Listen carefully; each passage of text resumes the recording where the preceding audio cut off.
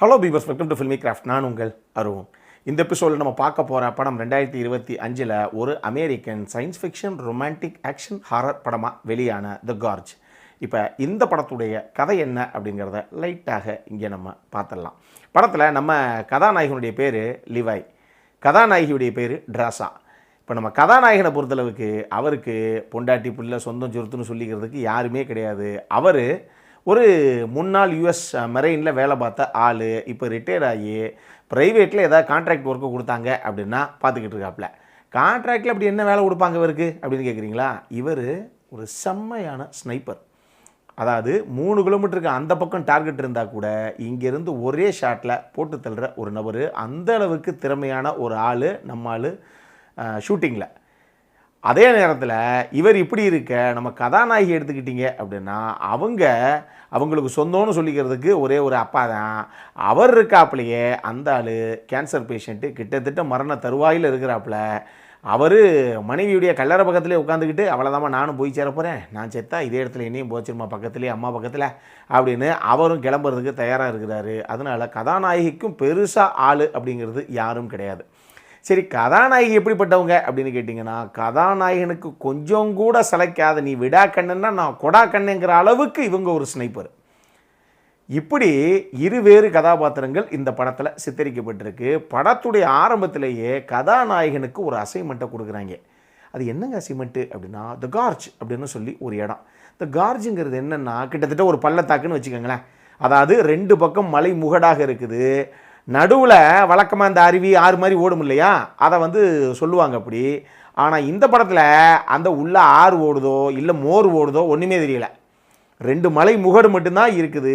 இந்த முகட்டுக்கு 2 பக்கமே 2 டவர் இருக்குது. ஒன்று ஈஸ்ட் டவர் அப்படிங்கிறாங்க, இன்னொன்று வெஸ்ட் டவருங்கிறாங்க. ஆனால் இந்த பள்ளத்தாக்குக்குள்ளே என்னதான் தாக்கியிருக்காங்க, அப்படி என்னதான் இருக்குது அப்படின்னா ஒன்றுமே தெரியல. ஒரே புகமூட்டமாக இருக்குது அந்த மொத்த பள்ளத்தாக்குமே. இப்போ நம்ம கதாநாயகனுக்கு வேலை என்ன அப்படின்னா, போகும்போதே தெளிவாக அந்த அசைன்மெண்ட்டை கொடுக்கும்போதே கேட்டு சொல்கிறாங்க, தம்பி உங்களுக்கு சொந்தம் சுருத்துன்னு யாரும் இல்லை, நீங்கள் போய் உயிரோடு வரலை அப்படின்னா உங்கள் பொண்டாட்டி பிள்ளைன்னு யாரும் உங்களை இழந்து தவிக்கக்கூடிய அப்படிலாம் யாரும் கிடையாதுல்ல அப்படின்னா, எனக்கு யாரும் கிடையாதுங்க, நானே போய் பாடியை போய் வச்சுக்கிட்டா தான் உண்டு அப்படிங்கிறாப்புல அவர். அப்புறம் ரைட்டு, நீங்கள் தான் அந்த அசைன்மெண்ட்டுக்கு சரியான ஆள், கிளம்புங்க அப்படின்னு நம்மளை அனுப்பி விட்றாங்க. இப்போ இவர் தான் நான் சொன்னேன் இல்லையா, ஈஸ்ட் வெஸ்ட்டுன்னு 2 டவர் இருக்குன்னு. இதில் அந்த வெஸ்ட்டு சைடு இருக்கக்கூடிய டவருக்கு காடு இவர் தான். இவர் அங்கே அனுப்பி வைக்கப்படுறாப்புல. நேரம் நம்மளால் அங்கே போயிடுறாரு. இதில் பிரச்சனை என்னென்னா, அந்த இடம், அதாவது இவர் எந்த இடத்த காடாக வேலை பார்க்குறாரோ அந்த இடம் எங்கே இருக்குதுங்கிறதையே ரகசியமாக வச்சுருக்காங்க. கூட்டு போகிறவங்க அதை இங்கே தான்ப்பா போகிறோம், அப்படியே போகிறோம், லெஃப்ட்டுக்கு எடுத்தால் டீக்கல்லுப்பட்டி, ரைட்டுக்கு எடுத்தால் உசலம்பட்டி, அதை தாண்டிங்கன்னா அப்படி திரும்பலாம் அப்படின்னு சொல்ல வேண்டியதானே. அதெல்லாம் இவனும் சொல்லலை. இவரை மயக்க நிலையிலே கொண்டு போகிறாங்க. ஒரு இடத்துல தான் கண்ணு முழிச்சு கடைசியாக உங்களுக்கு எங்கேயும் வர்ற வழித்தடம்லாம் கண்டுபிடிக்கல, ஓகே இதான் எங்களுக்கு தேவை, இது ரகசியமான ஒரு ஸ்பாட்டு, ஒரு செக்யூர்டான ஏரியா, போங்க அப்படின்னு போய் இறக்கி வர்றாங்க. இவர் அங்கே போனால் ஜேடி அப்படின்னு சொல்லி ஒரு நபர் இருக்காப்புல. அந்த ஜேடி தான் இதுக்கு முன்னாடி அங்கே காவக்காத்த ஆள். அந்த ஆள் சொல்கிறேன், நான் கடந்த 1 வருஷத்தில் முதல் முறையாக பார்த்து பேசுகிற நபர் நீங்கள் தான் அப்படிங்கிறாப்புல. அப்போ பார்த்துக்கோங்க என்ன புரியுது, 1 வருஷமாக ஒரு பயவுல கூட கிடையாதுங்க. நம்ம சொல்லுவோமே ஆள் அறவுமே இல்லாத ஒரு காடுன்னு, அப்படி ஒரு காடு அது.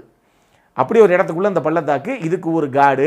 அந்த ஜேடி சொல்கிறாப்புல, அவ்வளோதான் என் டியூட்டி முடிஞ்சிருச்சு, என்ன ரீப்ளேஸ் பண்ணத்தான் நீ வந்தீங்க, இன்னும் 1 வருஷம் கழிச்சு உங்களை ரீப்ளேஸ் பண்ணால் இன்னொருத்தர் வருவார், நீங்கள் போய் பாருங்கள் அப்படிங்கிறாப்புல. இப்போ அந்த ஜேடி போகும்போது தெளிவாக பல விஷயங்களை சொல்லிட்டு போகிறாப்புல. இங்கே பாருங்கள் தம்பி, ஹார்லிக்ஸ் பூஸ்ட்டு சரக்கு எல்லாம் இருக்குது உள்ள, என்ன வேணுமோ இஷ்டத்துக்கு அடித்து கொடுத்துட்டு ஜாலியாக உட்காந்துருங்க நீங்கள் அப்படிங்கிறாப்புல அவர். இப்போ நம்ம கதாநாயகனுக்கு பரவாயில்லையே, ரொம்ப சிம்பிளான மேட்டு போலி, இதுக்கா அந்த காடுன்னு பில்டப் பண்ணாங்க அப்படின்னு நினைக்க போக, அப்போ அந்த ஜேடியை சொல்கிறாப்புல, இருந்தாலும் இந்த வேலை எதுக்காக தெரியுமா உங்களை போட்டாங்க, புள்ள குட்டியெல்லாம் இருக்குன்னு கேட்டாங்க. இந்த உள்ள பள்ளத்தாக்கா ஒரே மேக மூட்டமாக இருக்க மாதிரி ஒரே புகை மூட்டமாக இருக்குதே, இதுக்குள்ளே இருந்து அப்பப்போ சில க்ரீச்சர்ஸ் வரும். அது வந்துச்சுன்னா அதை போட்டு தள்ளுறதே உங்கள் வேலை. அது வெளியே பெரிய சம்பவத்தை பண்ணிடுறதுக்கு முன்னாடியே அதை போட்டு தள்ளுறது தான் இந்த காட்ஸுடைய வேலை. உங்களுக்கு ஆப்போசிட்டில் ஈஸ்ட் டவர் இருக்கா, அங்கேயும் இதே மாதிரி ஒரு நபர் இருப்பாப்புல. ஆனால் உங்களுக்குள்ளே தேவையில்லாத பேச்சோ அது இதுன்னு எந்த கான்வர்சேஷன் கம்யூனிகேஷன் இருக்கக்கூடாது. உங்கள் வேலை உண்டா, நீங்கள் மட்டுக்கு பார்த்துட்டு அடுத்த 1 வருஷம் வரைக்கும் இருக்க வேண்டியதான், பார்த்துக்கோங்க அப்படின்ட்டு அவர் கிளம்பிடுறாப்புல. இப்போ நம்ம கதாநாயகன் வழக்கம் போல் சரக்கரெல்லாம் எடுத்து அடிச்சுட்டு அப்படியே பாட்டை போட்டு ஜாலியாக கேட்டுக்கிட்டு இருக்காப்புல. கொஞ்ச நேரத்தில் அந்த பள்ளத்தாக்குக்குள்ளேருந்து ரொம்ப கொடூரமான ரொம்ப ஒரு பயமுறுத்தக்கூடிய ஒரு வாய்ஸ் ஒன்று உள்ளேருந்து கேட்குது. கதாநாயகனுக்கு அல்லு இல்லை. இதுக்கப்புறம் இந்த கதையில் என்னதான் நடந்தது அப்படிங்கிறது தான் இந்த படத்துடைய மொத்த கதையே.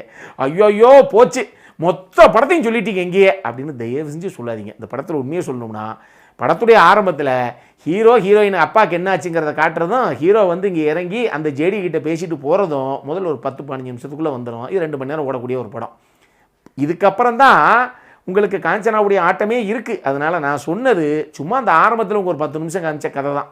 அதனால் நான் எதையும் பெருசாக ரிவீல் பண்ணல. சம்பவமே அதுக்கப்புறம் தான் இருக்குது. நிறைய விஷயங்கள் நான் எதையும் ரிவீல் பண்ணலை. நீங்கள் படத்தை பார்த்தே தெரிஞ்சுக்கோங்க. இந்த படத்தை பொறுத்தளவுக்கு இது ஸ்காட் டெரிக்சனுடைய படம். எனக்கு அவருடைய படங்களில் பொதுவாகவே இந்த சூப்பர் நேச்சுரல் ஹாரர் இல்லை ஹாரர் அப்படிங்கிறது தூக்கலாகவே இருக்கும். அதனால் இந்த படம் எப்படி இருக்குன்னு பார்க்கணும் அப்படிங்கிற ஒரு ஆர்வம் தான். பட் பர்சனலாக சொல்கிறேன், யாருக்கு இந்த படம் பிடிக்குதோ பிடிக்கலையோ மக்களே, எனக்கு ரொம்ப பிடிச்சிருந்தது இந்த படம்.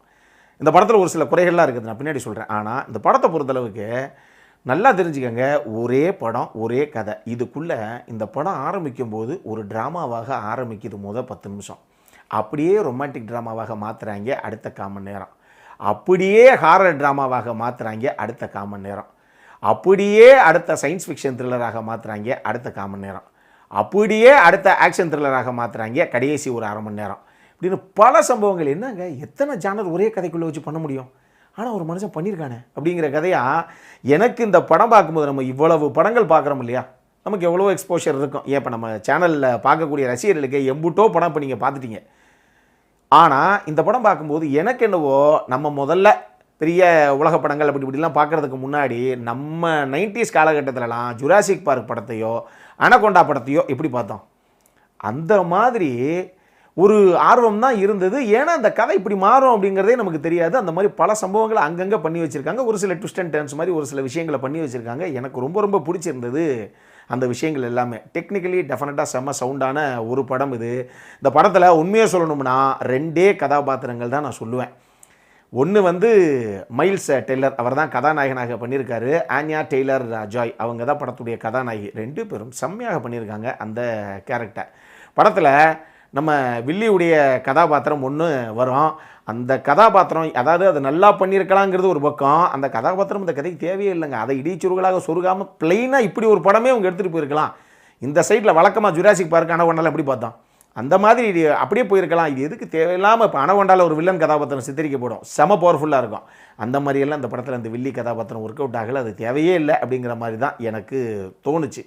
மற்றபடி அந்த முதல்ல ஒரு 5-10 நிமிஷம் நான் சொன்னேனே, ஹீரோயின் அப்பாவுக்கான சென்டிமெண்ட்டு, அதெல்லாம் பெருசாக இந்த படத்துக்கு தேவையில்லைங்க. இது வேறு லெவலான ஒரு சம்பவம். இது எதுக்கு அதை போய் ஒரு 10 நிமிஷம் வேஸ்ட் பண்ணணும் போட்டு வளவலா குலகுலான்னு உட்காந்து பேசிட்டு அப்படிங்கிற மாதிரியும் எனக்கு தோணுச்சு. இந்த மாதிரி ஒரு சில விஷயங்களை தவிர்த்திருந்தாலே இந்த படமெல்லாம் சான்ஸே கிடையாது. எனக்கு ரொம்ப ரொம்ப பிடிச்ச படம் அப்படின்னு நான் சொல்லுவேன். ஸோ என்னுடைய பர்சனலாக எனக்கு ரொம்ப பிடிச்ச படம். பார்க்கணும் அப்படிங்கிறவங்க பாருங்கள். இந்த படம் நான் சொன்ன மாதிரி டெக்னிக்கலி செம்ம சவுண்டான படம். சினிமோகிராஃபி, எடிட்டிங், மியூசிக் எல்லாம் ரொம்ப நீட்டாக இருந்தது. குறிப்பாக அந்த படத்தில் ப்ரொடக்ஷன் டிசைன் டீமும் ஒரு சில வேலைகள், செட் ஒர்க்ஸ் எல்லாம் பண்ணியிருக்காங்க. அது சூப்பராக இருக்குது. மேக்கப் டீமும் ஒரு சில விஷயங்களை பண்ணியிருக்காங்க. இது போக சிஜி, விஎஃப்எக்ஸ், எஸ்எஃப்எக்ஸ் அந்த டீமும் அட்டகாசமாக பண்ணியிருக்குது. இந்த டெக்னிக்கல் சைடில் எல்லாரும் என்ன பண்ணணுமோ மேக்ஸிமம் அந்த விஷயத்தை உள்ள புல் ஆஃப் பண்ணி தான் இப்படி ஒரு படத்தை கொடுத்துருக்கு இந்த டீமு. அடல்காரண்டை பொறுத்தளவுக்கு இந்த படத்தில் 2 லிப்லாக் இருக்குது. ஒன்று ஒரு 20-10 செகண்ட் போகிற மாதிரி இருக்கும், இன்னொன்று 20-30 செகண்ட் போகிற மாதிரி இருக்கும். இதை மட்டும் நீங்கள் ஃபேமிலியோடு உட்காந்து பார்ப்பீங்களோ, இல்லை நீங்கள் பார்த்துட்டு இதில் ஒன்றும் பிரச்சனை இல்லை, லைட்டாக தான் லிப்பு டச் ஆகுது, பிரச்சனை கிடையாது அப்படி நீங்கள் ஃபேமிலியோட பார்ப்பீங்களோ அது உங்களுடைய கால் தான். ஆனால் 2 லிப்லாக் உள்ளே இருக்குது, அதை மட்டும் மைண்டில் வச்சுக்கோங்க. மற்றபடி ஹெவியான செக்ஷுவலான அப்படி எதுவும் போர்ட்ரேயெல்லாம் இந்த படத்தில் கிடையாது. ஸோ கால் உங்களோட தான். நீங்கள் பார்க்கணும் அப்படிங்கிறவங்க பார்க்கலாம். என்கிட்ட கேட்டிங்கன்னா இந்த படம் எனக்கு ரொம்ப பிடிச்சிருந்தது. டெஃபினட்டாக நம்ம சைடில் ஒரு ஹைலி ரெக்கமெண்டட் படம். பார்க்கணும் அப்படிங்கிறவங்க பாருங்கள். இதே மாதிரி இன்னொரு வீடியோவோட அடுத்த முறை உங்களை சந்திக்கிற வரைக்கும் இட்ஸ் அருண் சைனிங் ஆஃப்.